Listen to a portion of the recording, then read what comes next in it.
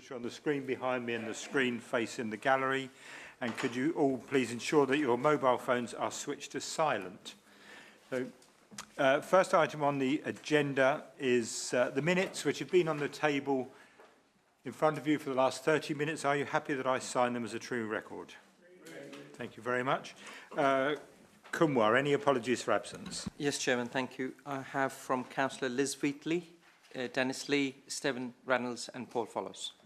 Thank you. Any declarations of interest? I have two, one from yourselves and you leave for Oxford Green, and one from Beth Halloran-Smith for Bank End. Thank you. Any questions by members of the public or from members? None. No. Sorry. Thank you. I know there's no relevant updates to government guidance. Beth, would you like to tell us about our performance against government targets, please? Thank you, Chairman. If I take you to the update sheet titled Agenda Item 7, this sets out our performance against the government targets on speed and quality, and you'll note that we continue to maintain good performance. Thank you, Chairman. Thank you, Beth. Just to note that any site inspections that arise from this meeting will be held on Monday the 3rd of December at a time to be agreed. So moving on to the main items of business before us this evening, the first is item A1, application reference WA/2018/0566, land adjacent to 8 Mannerley Close, Milford, GU8 5EH, and the proposal is for the erection of a dwelling. And Jessica is going to run us through the application. Thank you. Yep, so this is an application for the erection of one dwelling. It's in a site that's situated just to the side of 8 Mannerley Close, and you access it through this part here between the garages. The site's approximately 158 metres squared, and the dwelling is positioned within the left-hand side of the site. It's got an approximate floor space of 40 metres squared and a gross floor space of 64 metres squared total over the 2 floors. It's to provide 2 bedrooms, there's some outside amenity space to the rear, parking for 2 cars, and cycle and bin storage has been also. The cars are judged to be able to turn in the site and entrance and exit from the site in forward gear, which has then led Surrey County Highways to have no objection in terms of highway safety. This is the elevation of the site from Mannerley Close, from the garage entrance into the site.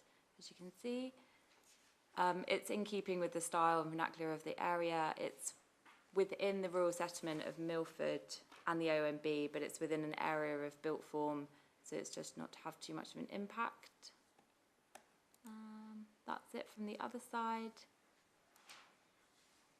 From the side looking back from south. This is the diagram showing the turning that demonstrates that there's no impact on highway safety and movement in and out of the site.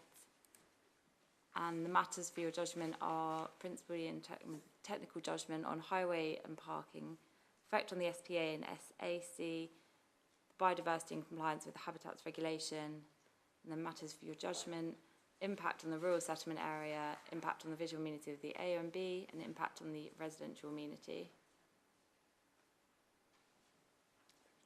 Thank you, Chair. Thank you. This application is subject to public speaking, and I would invite Mr. Grant Littler to speak in support of the application.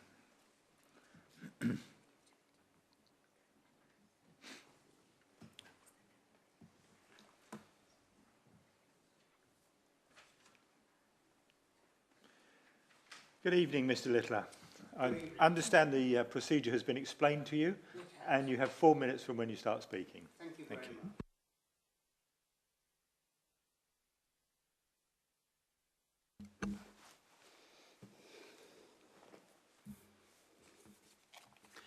Good evening, Chairman and Councillors, and thank you for allowing me to speak for 4 minutes on the supporting this application.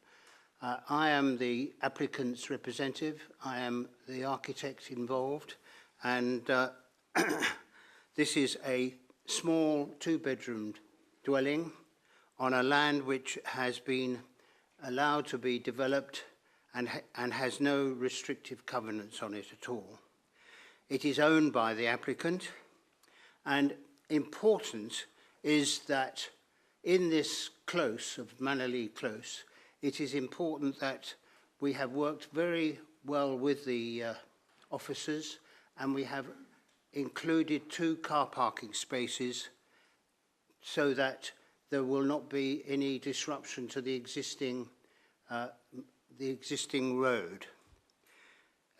We also have been working with them on any overlooking, and this has been dealt with as well.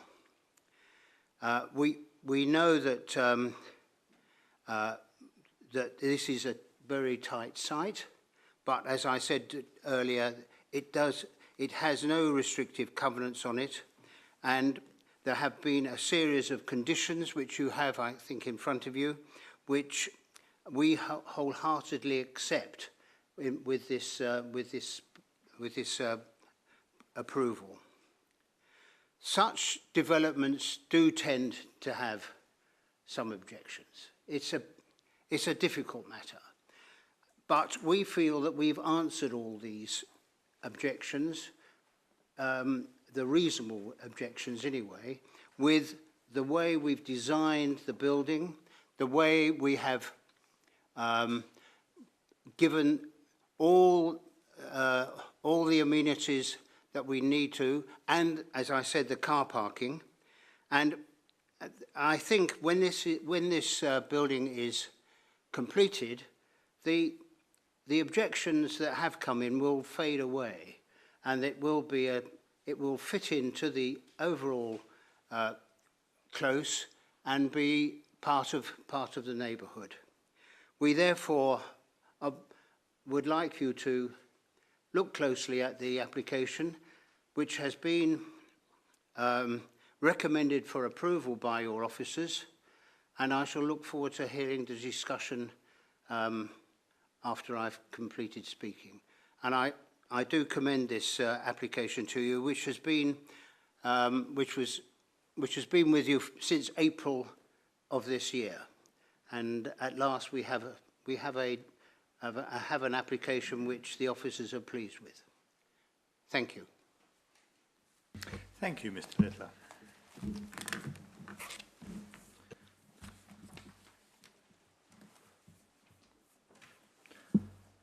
Members. Councillor Martin, Peter Martin. Thank you. Before I say anything, I wonder if we could put up the first plan that was shown, the location plan. I find this really quite deficient, and I think the key thing that we need to consider here is where the house will be and what its relationship is to other houses. If I recall, there were other houses that we approved and are pretty much built in the back gardens of the houses alongside. Can we have an indication, first of all, as to precisely where they are? Sorry. Yeah, so there's one approved from my knowledge here. And then there's also an application for 2 dwellings approved here.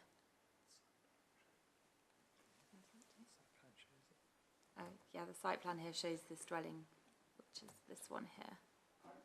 Thank you. I find it very annoying, Mr. Chairman, that I think the plans that were being shown are inadequate, and that we really should be seeing the plans as they really are, with these extra properties properly aligned so that we can see. When we went on a site visit, it seemed to me that here was a house which was being wedged in, and I think we are increasingly being asked to approve houses which are wedged in a way which I think is entirely inappropriate. And this is a wonderful example, in my view, of that. And I think if we were to see it clearly on the plans, it would be obvious that there is a great deal of overlooking from all sorts of places, from the new houses, which I think are still not yet occupied. So before these houses are occupied, another house is to be put in. If the houses were occupied, I'm quite sure that they'll be objecting most strongly to the application here. And I just feel that for me, that this is overdevelopment. Everything is tight. The parking spaces are tight and very marginal. The house itself is small. I think it's pretty marginal. You know, and when you add it all together, everything is right on the margins, if in my view, not over the margins and beyond that point, which is, in my view, acceptable. So unless I hear some very good arguments to the contrary, I will be not supporting the officers. Thank you. Thank you. Councillor Bolton. Thank you, Chairman. I note the proposal on page 6 says the footprint is 40 square metres. I can't find any indication of what the room size is. I wonder if officers could enlighten us and compare that with general accepted standards. Our second query is about the recommendations. Are there any pre-commencement conditions? Because I also note that we've just received a briefing note about pre-commencement conditions, which suggests that any conditions has to have the written agreement of the applicant. Is that the case? Thank you. Thank you, officers. Do you want to respond to that now, or?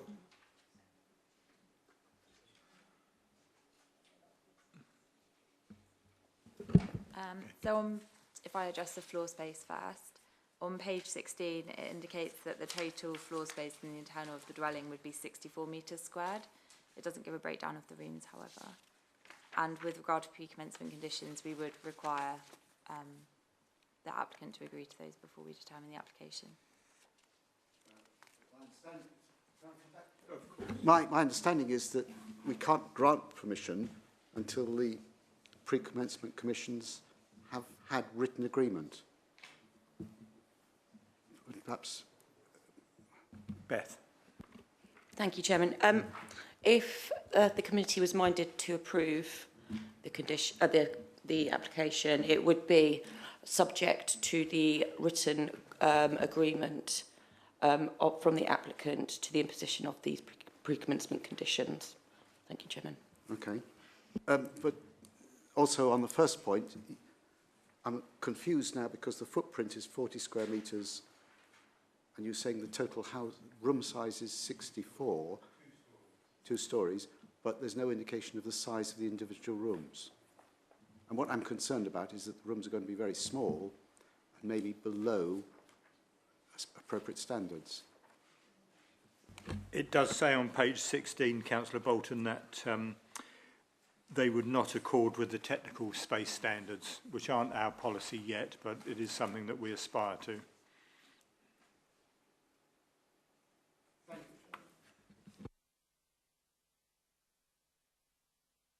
Thank you, Chair. You've answered one of my queries that we're not meeting the national standard. I wonder when we're going to, because we keep hearing that excuse.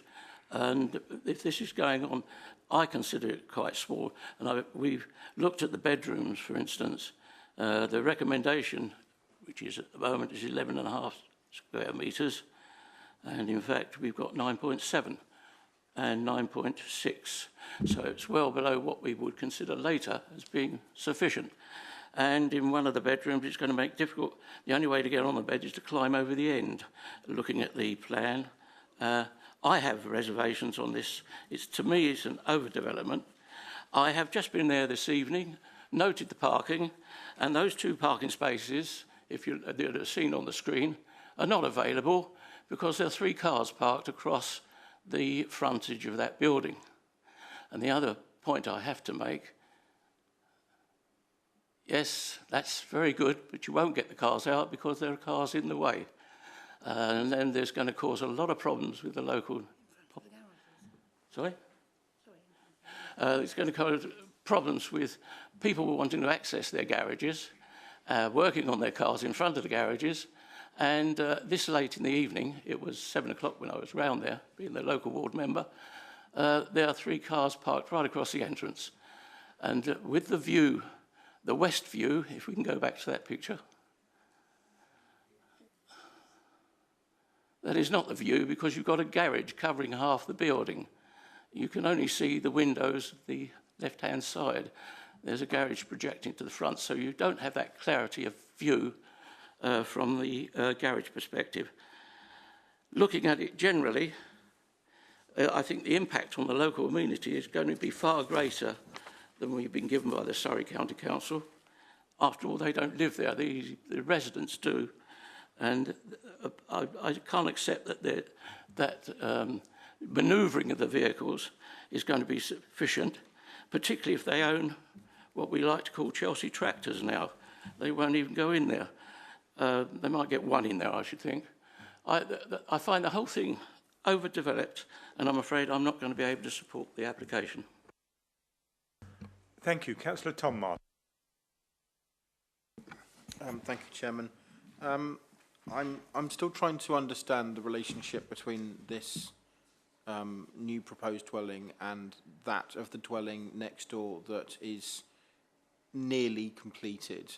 On all these plans, it is written solar there. Is that solar, or is that the house in the garden of solar? Could officers please clarify? It's the new house, Councillor Martin. So that is not solar. That is not solar. The garden. No, that's the new house that's being built in the rear garden of solar. Right. Okay. It would have been useful if that could have been made clear in the drawings. I share Councillor Martin's difficulty that we've got the location plan that doesn't actually bear any resemblance to the location that it's at, because you've got two new properties that should be on that to give us a clear picture of what it is that we're actually here to discuss. Looking at page, I think it's 15 of the report, am I correct in thinking that there's a lot of talk about the relationship to solar, and I'm trying to, and that it's 30 metres away from solar. Am I right in reading this, that this is only 4 metres away from the new dwelling in the garden of solar? Is that correct? I appreciate that at the bottom of page 15, what the officers are saying is that there would be no resultant harm to neighbouring occupiers. The difficulty that I've got is that we haven't really got enough information on the plans and what we're looking at to be able to say to be able to agree with officers or not. I feel I can't actually make a call on that, because I'm struggling to see the relationship that those two properties have. And I don't know if we can have that information clarified, please. Officers.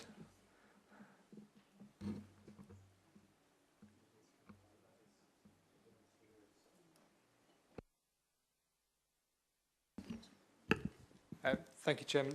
Just to clarify that the dwelling to the rear of solar is the dwelling shown on the site plan as we discussed earlier, and the solar itself is further to the further down than that. So they've shown the position of that on the block plan.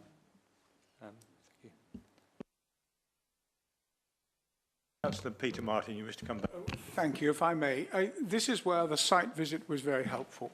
As we look at that plan, we're looking, as it were, towards the main road, the bypass. The new houses, which are in the back of solar and the house next door, we can see there at the top right in that drawing there. So we have houses to the top right, and we have houses to the bottom right, and we have houses to the side, to the left, as we look at that picture there. What I'm saying is that the location plan that we've been shown, I agree with Tom Martin, does not adequately show this. In my view, is that the loss of amenity, if I were living in the new house, which I think is not yet occupied, when I visited a few weeks ago, it was in the latter stages of being built. If I were living there, I'd be very unhappy and be having lots of concerns. Similarly, any new person coming into this new house would also be, in my view, terribly looked over. You know, I just think that we are wedging a house in here in what I think is an unacceptable manner. Thank you. Councillor James. Thank you, Chairman. Can you, the officer, tell me the two new buildings, one is 2 houses and one is 1, that have got permission? Can you show me on the map where they are accessed from? Because they're obviously not being accessed from Manor Close. Do they go down the sides of the 2 properties and whose garden they're built, or are they accessed from the main road? They are accessed from the main road. Okay, yes. thank you. And on the sizing of the house, I would believe that if it was a council property, that our housing department certainly wouldn't be agreeing to the size of the rooms. And no, that's all for the moment. Thank you, Chairman. Thank you. Can I ask a question? What is the distance from the living dining room rear window to the boundary where garden is written on That's very different from access. on the floor plan? So if it was in that bit, it would be different.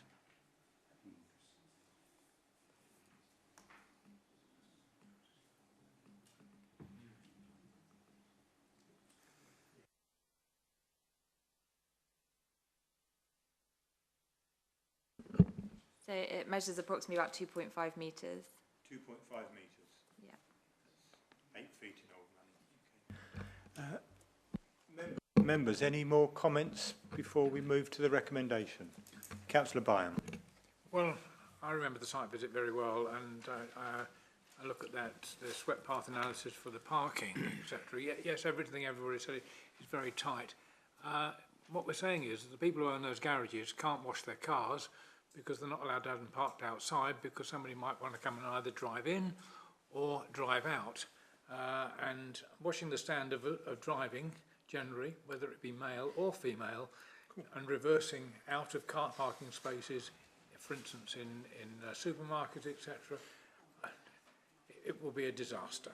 So I can't see any way that there is any benefit at all in supporting putting a tiny house on a postage stamp. Councillor Peter Martin, you wish to come back? Thank you, Mr. Chairman. I sense the mood of the meeting is moving towards rejecting or to not give permission.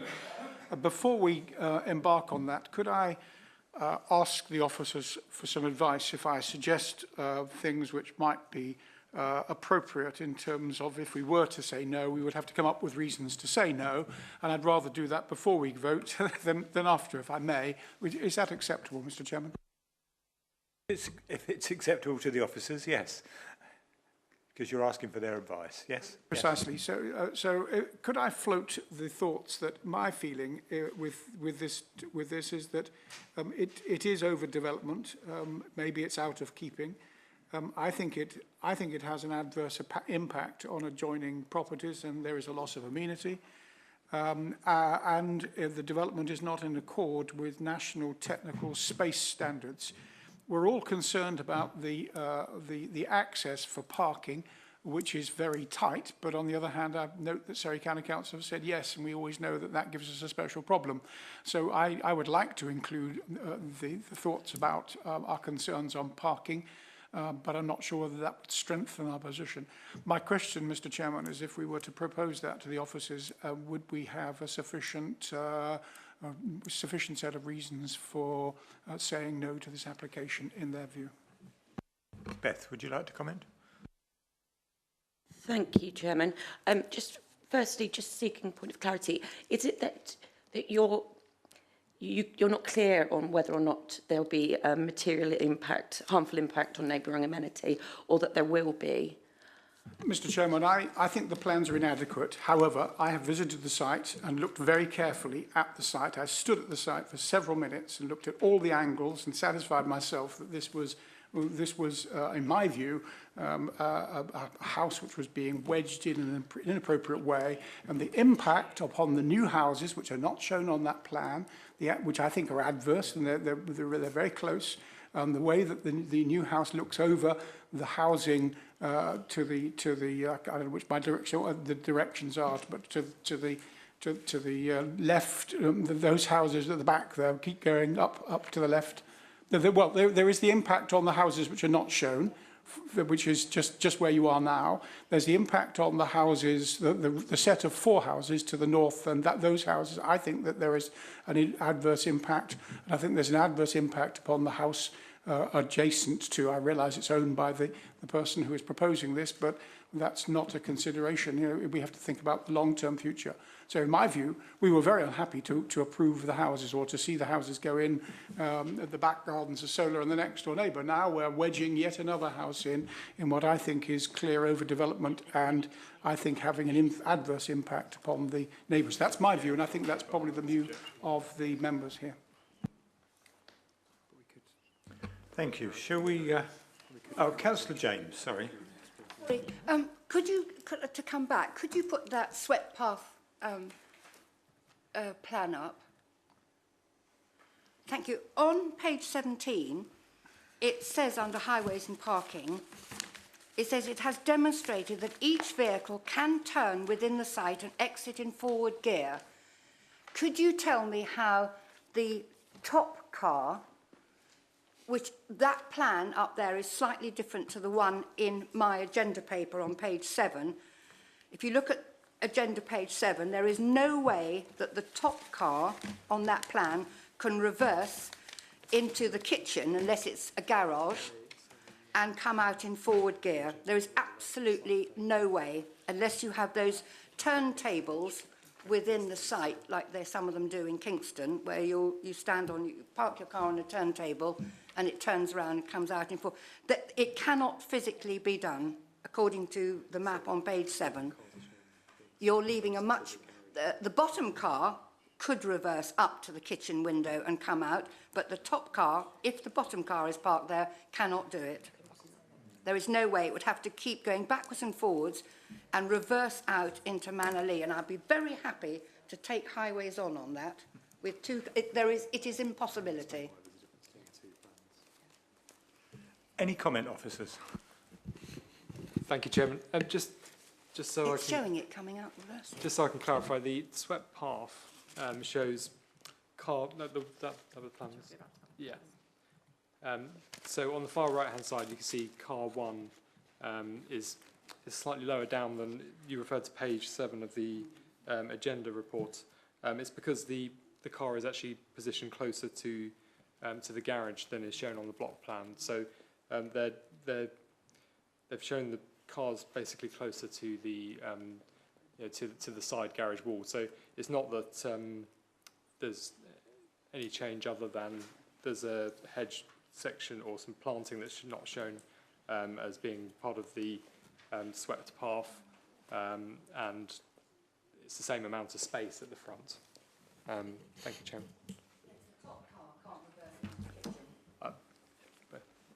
If you can reverse that top car into the kitchen. Yes, with car 1 parked there, it can't do it. Without hitting car 1. Mr. Chairman, I think there's a more fundamental problem with this swept path, and that's if you look at the diagram on page 4, there's actually a bin store right in the path of what that car 2 is about to drive into. I mean, essentially we're saying that the car 2 is going to drive into the bins. The diagram clearly on page 7, yeah, has a bin store in that exact location that car 2, in fact both diagram 3 and 4 are apparently driving into. And it also shows planting alongside that existing garage. So. Yeah, yep. So, I mean, with respect, I wonder if perhaps this needs to be looked at further. I think, Councillor Upton. Just one other point, if I may. This evening when I was there are 11 other cars parked in the close with very restricted parking, hence the 3 cars parking outside that particular entrance to this consideration we're giving. And knowing people how they drive and how they treat their cars, I can see there's going to be a great problem with street parking with 2 additional vehicles there. Thank you. Thank you. Chris, did you wish to comment? Yes, thank you, Chairman. Just in terms of the bin store, if it was the main issue. The bin store could be conditioned to be positioned in a different in a different location across the frontage there. Thank you, Chairman. Thank you. With all due respect to Mr. Little in the public gallery, it looks to me if we're now redesigning the scheme for them and moving the bin stores, etc., it would appear that not enough thought was given to this in the first place. Councillor Martin. I was going to say very similar. We have always been told, as long as I have been a councillor, that we are here to either approve or not approve the plans that are in front of us. We are not here to redesign the plans. And I, for one, would simply rather just go to a vote. I don't think the plans are adequate.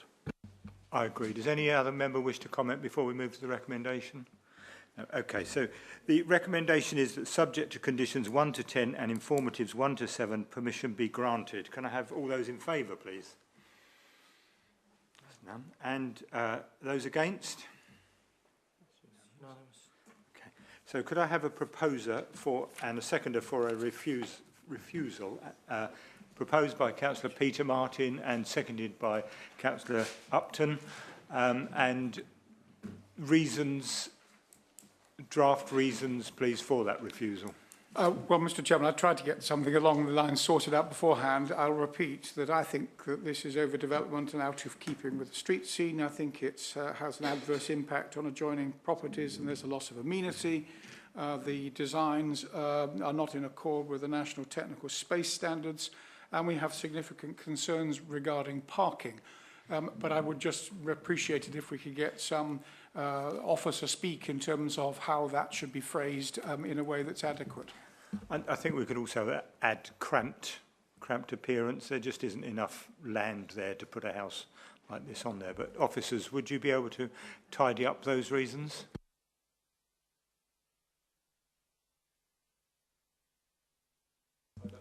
Are you happy to the reasons stated by Councillor Peter Martin would form the basis of a refusal? Right.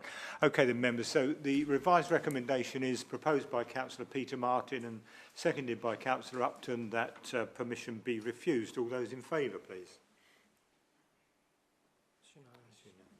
Thank you. So that application is refused.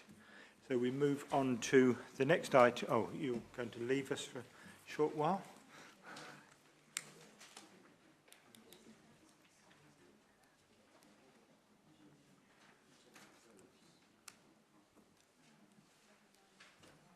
That's the wrong one. That's the one. Right, so the next item is item B1, application reference WA/2018 1515, Bank End, 1 Ferndon Rise, Godalming, GU7 2BF. And the proposal is the erection of a first floor extension over an existing garage and alterations to elevations, including a balcony. And Jessica is going to introduce this application. This is the application for a first floor extension to the front of the property over the existing single-storey garage, which is located in this part of the site. Here the application includes 2 dormer windows, then 1 elevation, roof lights in the other, and a balcony to the principal elevation.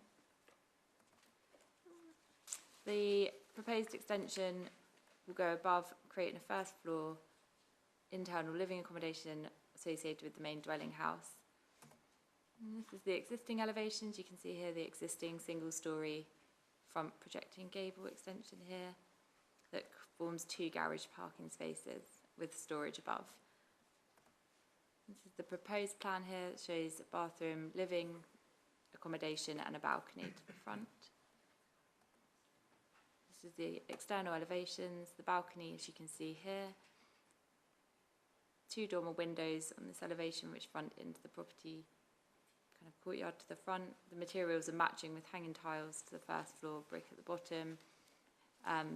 Sat below the ridge height of the main dwelling house, matches the proportions of the dwelling. There's 2 TPOs in the front garden, just forward of where the balcony area is to the front curtilage of the property, so just around here. And the tree officers happy with pre-commencement condition for management plan to protect them during the construction phases. With regard to the balcony, we're confident that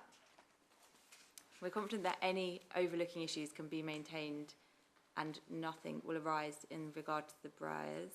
To safeguard this further, we've implemented a pre-commencement condition which has been agreed for a balcony screen to be further put forward of this elevation here of the balcony, with the details to be submitted to the council to be kind of further judged.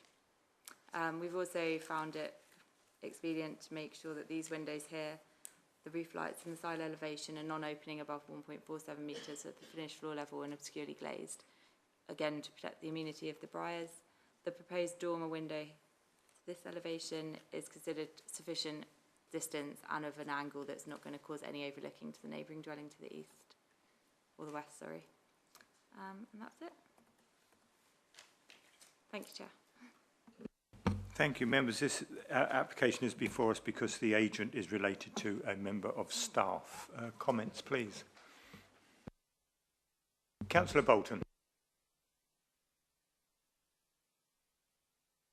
Could we just go back to the plan, because that's not in our documents? It's page 26. Is it? No, that the layout of the... This one. Oh, That one. Proposed plan. Can you just clarify, it's the first floor and only, and it's that large room leading onto the balcony? This one here, yeah. Okay, The thank garage you. is retained at the ground floor. Although, it's not a garage, is it? This at the ground floor is the garage, and the accommodation is going above it. A single story is going into a double story. Right, okay.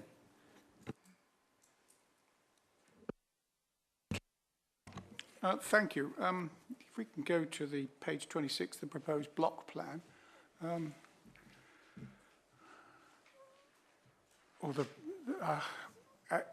can't believe that the Briars are not up in arms about this and that no objection has been received. The impact on the Briars, which presumably that's their forward view.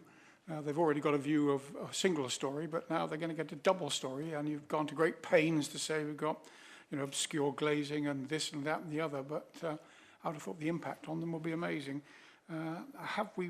Is there no objection from the Briars? Yeah, thank you, Chair. There's no objection that's been lodged by the Briars in regard to the application. Thank you. Councillor Tom Martin. So I don't believe it's in our papers. Have we got a view of the current elevations? We've got proposed elevations in the...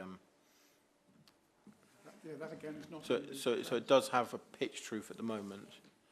And what's the increase in the pitch from one pitch to the old pitch to the new pitch? Sorry, it is. Let me just measure it for you.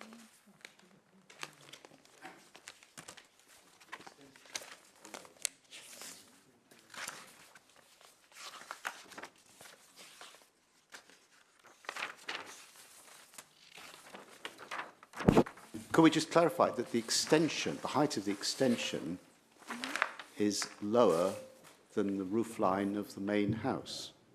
Yes, it is. Yeah. Yeah. So the proposed ridge height of the extension would be 1 metre below the ridge height of the existing dwelling, whereas currently it sits approximately 2.8 metres below it. So it's going up 1.8 metres from the ridge height, but it's dual pitch, so it's mitigated on the sides. Thank you. Anybody else? Should we move to the recommendation? If I can find it. The recommendation is that, subject to conditions 1 to 3 and informative 1, permission be granted. Can I have all those in favour, please? Okay. In favour? Did you vote? Yes, you did. Yes, that's unanimous. Thank you. At which point I will now hand over to Councillor Byam and invite Beth to rejoin us.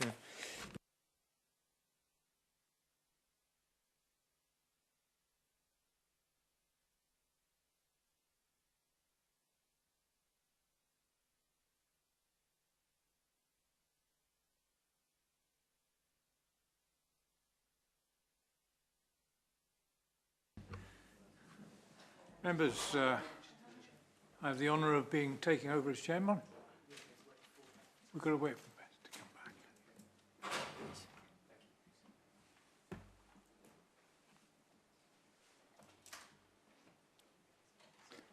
Thank you very much.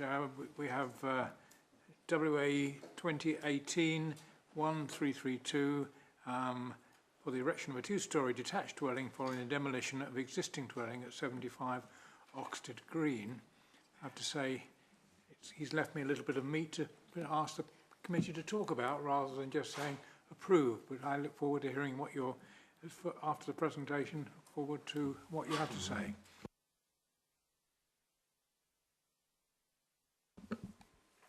Thank you, Chair.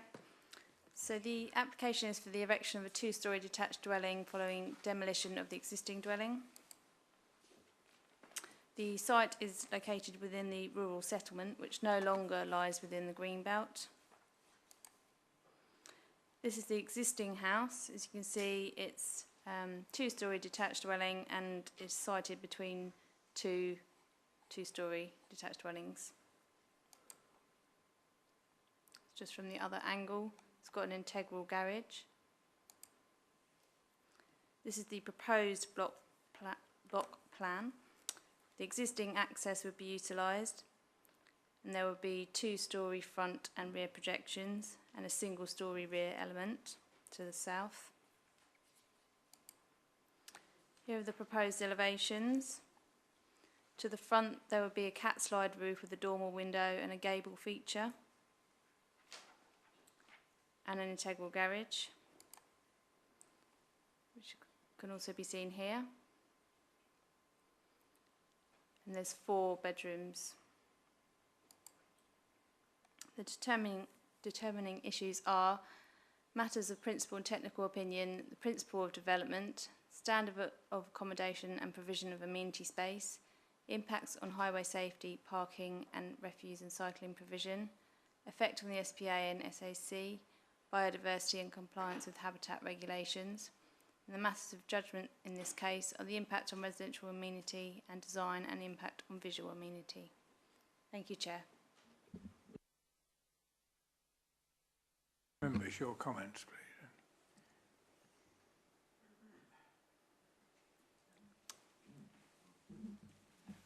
Councillor Martin. Thank you. The house, I think, is a great improvement on what is there at the moment. It's a tight fit, but then the original house was a tight fit. It pushes it out at the back with a first story or one-story extension, which I guess is not going to have too much of an impact on neighbours. So I think overall I'm very happy to support the recommendation to grant permission. Right, so we have a recommendation that subject to conditions 1 to 5 and informatives 1 and 2, permission be granted. Can I have a show of hands? All those agree? That's great. Thank you very much. That concludes the meeting. Thank you very much, and finished at 9 o'clock, just about.